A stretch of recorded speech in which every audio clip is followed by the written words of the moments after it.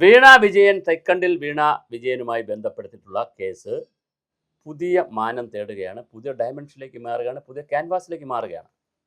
അത് ചെറിയ കാര്യമല്ല. ഇ ഡിയുടെ ഇന്നത്തെ ഒരു വെളിപ്പെടുത്തൽ വളരെ ഗുരുതരമായിട്ടുള്ള ഒരു വിഷമമാണ്. വളരെ വളരെ വളരെ പ്രയാസം തോന്നുന്ന ഒരു സബ്ജക്റ്റായി അത് മാറിക്കഴിഞ്ഞു. അത് മുഖ്യമന്ത്രി അടക്കം അതിനകത്ത് അഭിപ്രായം പറഞ്ഞു തുടങ്ങി. CPM-നെ കടന്നാക്രമിക്കാനാണ് ശ്രമം എന്നുള്ള ടാഗ്ലൈൻ വന്നു. അപ്പോൾ അങ്ങനെ ഒരുപാട് കാര്യങ്ങൾ ഇങ്ങനെ വന്നുകൊണ്ടേയിരിക്കുന്നു. ഇത് വന്നുകൊണ്ടേയിരിക്കുമ്പോൾ കൃത്യമായി ഇ ഡി പുറത്തുവിടുന്നൊരു രേഖകൾ 85 ലക്ഷം രൂപയുടെ ഹവാല ഇടപാട് നടത്തി എന്നുള്ളതാണ്. അതിൽ മുഹമ്മദ് റിയാസിനെയും കൂടി ബന്ധിപ്പിക്കുന്നു എന്നുള്ളതാണ് ഞെട്ടിക്കുന്ന കാര്യം. അപ്പോൾ അങ്ങനെയാണെങ്കിൽ അമ്മാവനും മോളും മരുമകനും എല്ലാം വലിയ പ്രതിസന്ധിയിലേക്ക് പോകും.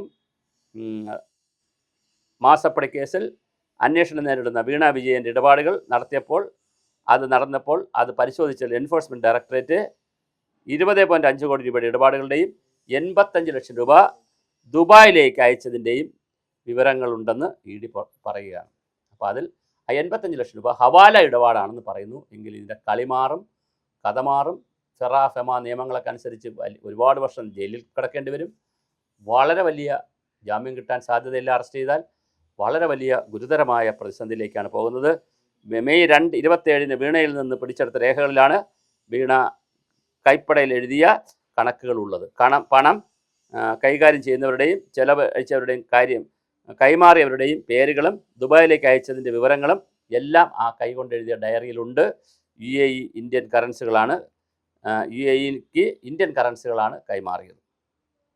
ഇൻ്റർനെറ്റ് കോളുകൾക്ക് വേണ്ടി വീണ സ്വന്തം പേരിലല്ലാത്ത സിം കാർഡ് വൈഫൈ റൗട്ടറിലൂടെ ഉപയോഗിച്ചു എന്നുള്ളതുമൊക്കെ തുടക്കത്തിൽ വീണയുടെ കുറിപ്പുകളിൽ പറയുന്നവരുടെ വീടുകളിലായിരുന്നു കഴിഞ്ഞ ദിവസം റെയ്ഡ് നടന്നു. 8ഓളം പേര് വീടുകളിൽ കഴിഞ്ഞ ദിവസം റെയ്ഡ് നടന്നു.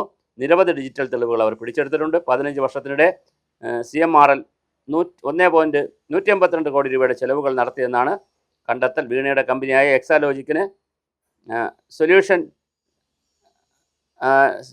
സൊല്യൂഷൻസിന് നൽകിയ 2.73 കോടി രൂപയും ഇതിൽ ഉൾപ്പെടുന്നു. അപ്പോൾ തീർച്ചയായിട്ടും വീണയ്ക്ക് വലിയ കുരുക്കാണ് വന്നുകൊണ്ടിരിക്കുന്നത്. ഗൗരവതരമായ ഒരു രീതിയിലേക്ക് പോകുന്നു. ഹവാല ഇടപാടിലാണ് ഇത് വലിയ കുരുക്കാവുന്ന അല്ലെങ്കിൽ ഞെട്ടിക്കുന്ന വാർത്തകളാണ് വന്നുകൊണ്ടിരിക്കുന്നത്. ഇതൊക്കെ ഇ ഡിയുടെ സൃഷ്ടിയാണോ, പത്രങ്ങളുടെ പുകമറയാണോ, മീഡിയകൾ പറയുന്നതാണോ എന്നൊക്കെ ഉള്ളത് ചർച്ച ചെയ്യണം. അതുകൊണ്ട് CPM-നെ കടന്നാക്രമിക്കാനുള്ള ഒരു പരിപാടിയാണ് ഇതെന്ന് MV ഗോവിന്ദൻ മാഷ് പറഞ്ഞിട്ടുമുണ്ട്. അങ്ങനെ മുഹമ്മദ് റിയാസിനെ വിട്ടുകൊടുക്കില്ല എന്നൊക്കെ പറയുന്നുണ്ട്. പക്ഷെ ഇതൊക്കെ പറയുമ്പോഴും എന്തൊക്കെയോ ചെയ്യുന്നു, എവിടെയൊക്കെയോ നാറുന്നു, ചില സ്മെല്ലുകളുണ്ട് എന്നുള്ള കാര്യം നമ്മൾ തിരിച്ചറിയണം.